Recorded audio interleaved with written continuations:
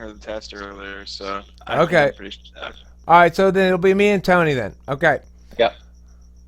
Time starts now. Hello, Faith. Very nice to meet you. My name is host Eric. I am the host of Talking with Famous People. I am now going to play Guess Your Type by asking you a few simple questions, hearing your answers, and using the magic of cognitive functions to tell you which four letters you self-identify as. Are you ready? Yep. Okay, first point is this. You are going to the bowling alley with some friends. It's you, it's Steve, it's Santiago, and it's Mary, and it's Julie, okay? Steve, you, Santiago, yeah, Steve, you, Santiago, Mary, and Julie, okay?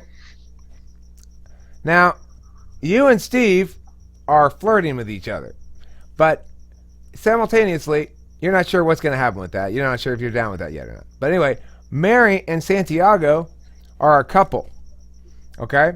And Julie wants to be partners with Santiago, but he's obviously with Mary, so he's not available. In this particular instance, you are the one who made the bowling alley reservations. You go to get your shoes for everybody. You go to get everything set up. When you come back with the shoes, you discover that Santiago has had a glass of liquid of some sort poured on top of his head by Mary. As you see this and you're going, what happened, I wonder? From behind comes up the manager of the bowling alley. He says, hey, you, lady, you need to clean up that mess right now. Go get the mop. It's out back. This is your fault. You're the one who brought these people over here. What do you do? Well, I'd probably get angry if it wasn't my fault. But Hello, at the same time, I'd probably suggest a solution. I'd say, we'll clean it up, it's okay, something like that. Okay, so Layla, is this important right now? Because I'm in the middle of an I interview. guess taking a phone call now. So patient. Yeah, You pick still here, something. Yeah, Tony? pick up something, I'm okay? still here. Pick up something, okay? I'm in the middle of something. So if you need money, come get Okay, it first. All right, bye. Let's see here. So the manager listens to what you have to say. Okay, well, what kind of solution do you have, Missy? Yeah. What kind of solution? You want to pay me $100 or what? Well, I'd probably get get my friends and say we'll clean it up together. Teamwork. Okay, so you're gonna enlist your friends to help you. Now, Julie's like, yeah, Mary, you should help Santiago. You should help Faith clean up because that's all you're good for. And Mary's like, Santiago, why don't you just go with Julie then? Because I know you want to. And Steve's like, Faith, listen, you and me together, we can make it. We're gonna make it. We just gotta bail this place right now. Leave all this mess for these guys. And then the last person is you. You slip on something wet, fall down, and sprain your ankle. Now what do you do? I asked somebody to take me to the doctor. I just sprained my ankle. It's just a minor sprain, says everybody. They're like, just walk it off, rub some dirt on it, stop being a wimp. Yeah, now everybody's mad at you for wanting to go to the hospital Well, for that's twisting why- your ankle. I get angry. It's important. Okay, Faith, I'm going to change gears now. I have some simpler, more straightforward questions to ask you, which will help me to identify your cognitive functions more directly. Number one, do you think if enforcing the law as it's written causes somebody to experience a lot of pain in their family, in other words, let's say somebody steals a car and they get arrested and they are the only breadwinner for their family, they're the earner, and they say to the judge, please let me stay out of jail and continue working so my family won't go hungry. But the person whose car was stolen says, No, put him in jail because he stole my car and I'm pissed about it. What should the judge do? Well, I mean, obviously they have to uphold the law, but I do think there are situations where the law does inconvenience families and it makes life harder for people who didn't do anything wrong. So you think there are I think situations? I'm sorry. and I think there should be like alternative like punishments in those situations. Okay. Do you think that are you politically active? Like, do you have political opinions? Yeah, Who do you think? Who would you like to vote for in the presidential election? well, Bernie Sanders. Bernie Sanders. Cool. hmm Um, can you tell me why you favor him over some of the other candidates? Well, for one, he's very liberal, and especially his views on I mean, yeah, he's liberal. I just said that, and he's really progressive, and I just think that. Do you feel his policies will help young Like, people or poor people? I think his policies will help young people and poor people because he's really focused on like the bottom 99%. You know, he always preaches that, but he's I don't know. He seems like a really pure candidate. I don't know how else to say that. Do you feel he's more Like he just trustworthy? seems so focused on the people. Do you Yeah, feel definitely. he's more trustworthy than the other candidates? Yeah, yeah, Do you think he's a person of better character than the other candidates? definitely. Okay. Is there a candidate you like least? Well, probably. I mean, it just depends. Like at the moment, it'd probably be Ted Cruz because Donald Trump. I mean, he's horrible and racist. That's my personal opinion, but like Ted Cruz, I feel like is the only candidate that would actually act upon his opinions. I don't think Donald Trump knows enough to like get these things done that he's saying. Interesting. Um, what's your if Bernie Sanders were to die right now, who would you vote for? Hillary. You still vote for Bernie? Vote for dead Bernie. Is that what you're saying? That's loyalty. That is loyalty right there. Actually, a dead Bernie Sanders would be probably the best president we could have. Now that I think about it, because talk about a president that would get nothing done. Any dead person would fit the bill.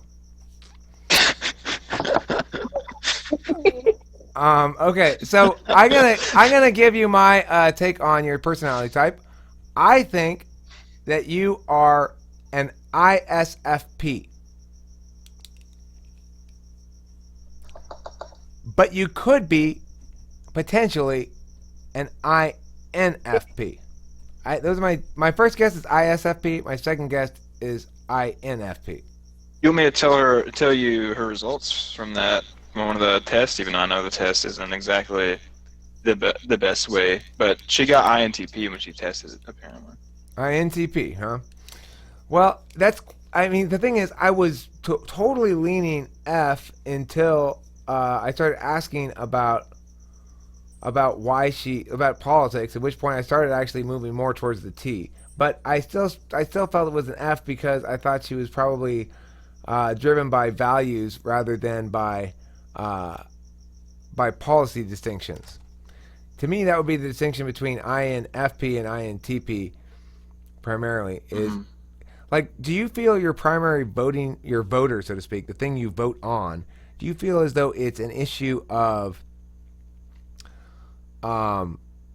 character, values, believability, trustability, things like that? Or do you think it's an issue of predicted outcomes, the way that person's going to play in the existing political mechanisms, stuff like that? Which is your driving motivation and who you vote for? Well, it would definitely the first thing you said about like trustworthiness and people. Okay. Do you play any music, or do you have any other sort of art or stuff like that you make? Yeah, like I'm not necessarily good at anything, but I do a lot of creative things. Like I play the guitar and I draw sometimes, and I'm trying to learn how to Photoshop. Not saying When I'm you good when at you any of play the the things I guitar, did, but hey, when you can you describe to me how you learned to play the guitar, or like how you approach it to playing it? Do you know scales and do you know scales? no, it was really informal the way I learned. Do you prefer I to just just learned the basic chords. and did you make up songs to go along with that, or did you learn other people's songs? I learned other people's songs. Do you still only play covers? Yeah, like I don't think I know enough to actually make my own songs. You have to have a good feel of like sound, the range of sounds you can make, but I don't yet. Okay, well I'll address that sad statement of yours there in a minute. But this girl Have is fun. this woman. I'm sorry, excuse me. This woman is INFP.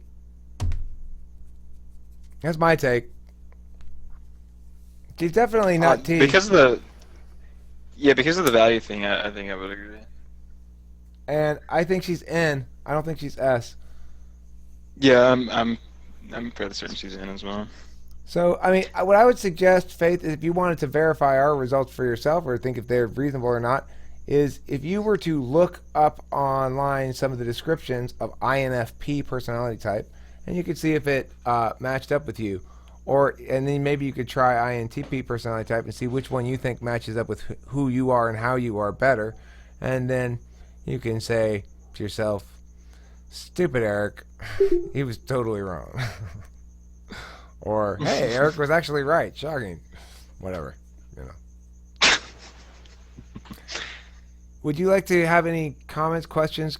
I'd love to hear more of your thoughts on this process, your thoughts about MBTI in general, your thoughts on life, whatever. You got the floor. What's the difference between them? Well, the INTP, Zach's an INTP, and he is very much driven first and foremost by his desire for logical consistency. Whereas for you, you'd be driven first and foremost by your desire for consistency with your internal values. That you would be terribly concerned if you felt as though somebody was being wronged, even if it were consistent with the rules. You would say it's time to break those rules because this individual is being wronged, rather than supporting the rules in general. I think that would be your instinct. Keeping in mind that you're fairly young, I'm guessing, maybe 20. Okay, so that means you probably haven't developed a ton of different perspectives to reference, so to speak. As a consequence, I would say at the moment you are figuring that stuff out, but that long term you'll find that you go with your values. You know that when you're voting, ultimately you're going with your gut, and there's nothing wrong with that because that's what's strongest. If I'm right, what do you feel about that? I think, well, I don't know, I always thought of myself as like a really, like a logic-based person, but I guess there is some truth in that. Like, I really like to be consistent with what I, like my values and the things I do with that. Well, keep in mind that people who are feelers are often very logical. In fact, my policy debate coach is an ENFP. He's not an ENTP. And we're talking about policy debate, which is the most intellectual of activities. We all have within us the ability to use introverted thinking. And in fact, if you were an INFP,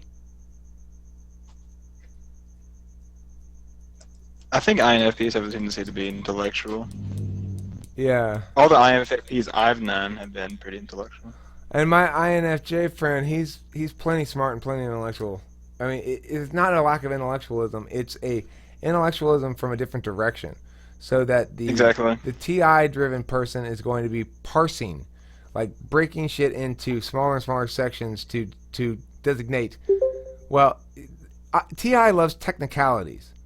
If I'm right about your type, you dislike technicalities because you think that they sacrifice fairness to the individual over in exchange for consistency with the rules.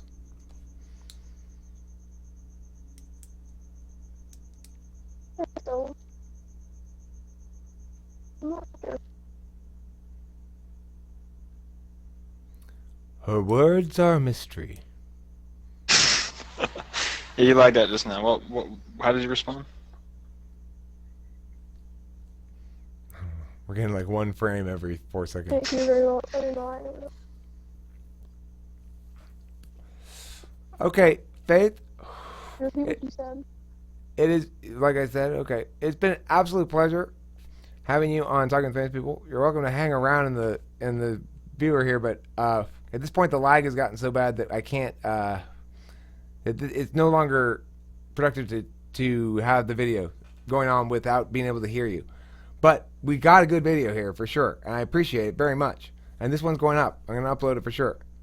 So thanks very much for joining us. And like I said, you're welcome to hang around. If you want to come join us on some other occasion, please try to go somewhere with better internet, like an internet cafe or something, where you can plug in at a library or someplace. And because we'd love to have a full conversation with you, it's difficult with these handicaps. So thanks for watching Talk with Famous People, and have a pleasant evening.